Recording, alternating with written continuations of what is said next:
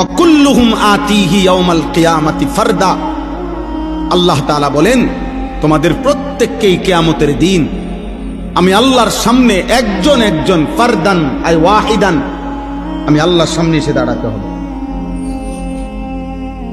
ওয়া কুল্লুহুম আতিহি ইয়াউমাল কিয়ামাতি ফারদান আই কি ওয়াহিদান, একজন একজন, একজন একজন, একজন একজন।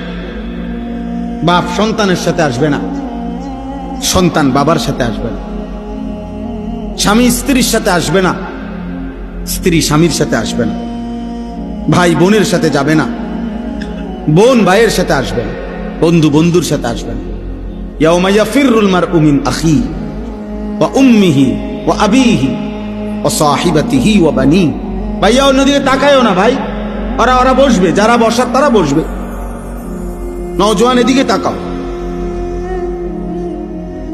তাইলে আল্লাহ তাআলা বলেন, হাসরের ওই কঠিন ময়দানে ভাই ভাই থেকে পলায়ন করবে, মা পলায়ন করবে, বাবা পলায়ন করবে, স্ত্রী পলায়ন করবে, সন্তানগুলো পলায়ন। এরপরে আর থাকে কি? এরপরে আর কে থাকে? লিকুল্লি ইমরিইম মিনহুম ইয়াউমাইদিন শা'নুন ইউগনি। আল্লাহ তাআলা বলেন, প্রত্যেকেই নিজেকে নিয়ে ব্যস্ত হন। ইয়া রাব্বি নফসি নফসি, ইয়া রাব্বি নফসি নফসি। আদম থেকে ঈসা, ১৬ লাখ আম্বিয়া, ১৬ লক্ষ নবী কিংবা বেশি কম,